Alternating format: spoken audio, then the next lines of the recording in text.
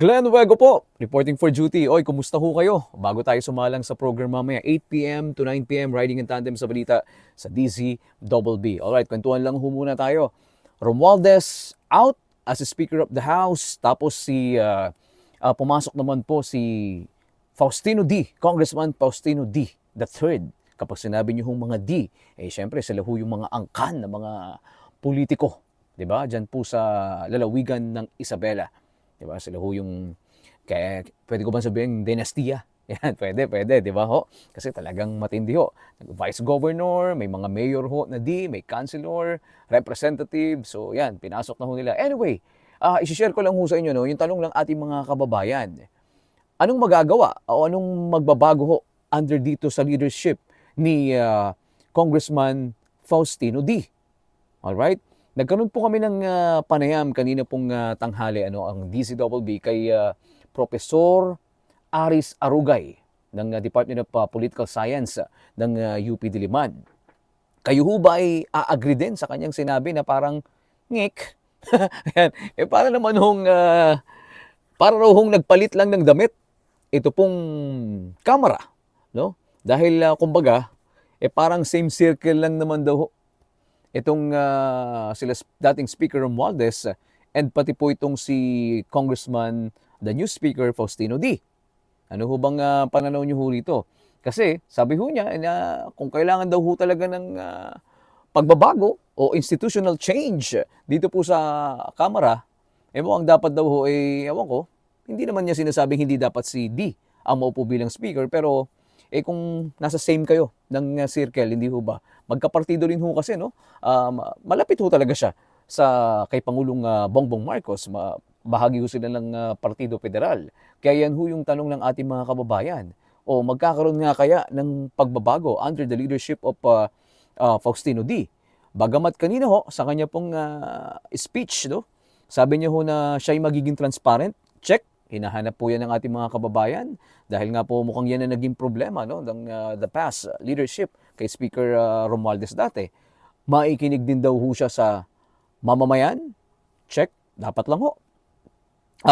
Siya rin daw ho ay kaisa na lumabas ang katotohanan at gusto niya hong maalis yung agam-agam ng ating mamamayan sa pananaw ho sa mababang kapulungan ng Kongreso. At gusto niya raw ho yung kamera na may malasakit. Dapat lang. Check. Ayan.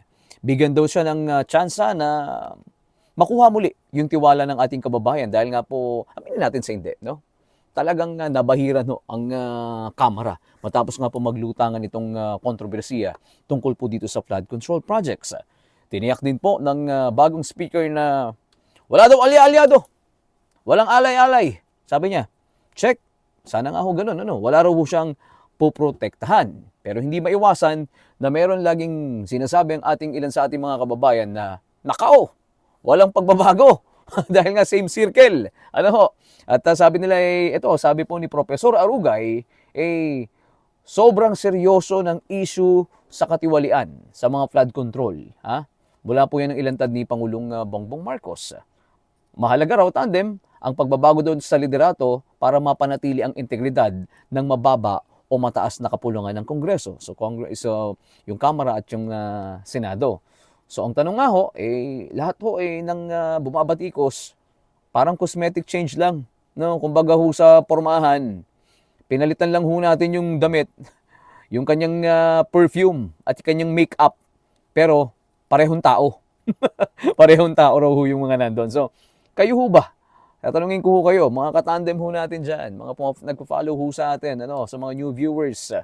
Sa tingin nyo ho ba ay magiging sagot ho kaya ang bagong speaker na si Faustino D para maibalik ang tiwala sa taong bayan? Maibalik ang tiwala ng taong bayan sa mababang kapulungan ng Kongreso. Diba?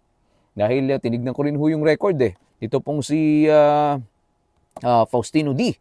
May mabibigat din ho. Talagang, sabi niya, under my leadership, this house will change. I will not defend the guilty. Sabi ho niya, I will not shield the corrupt.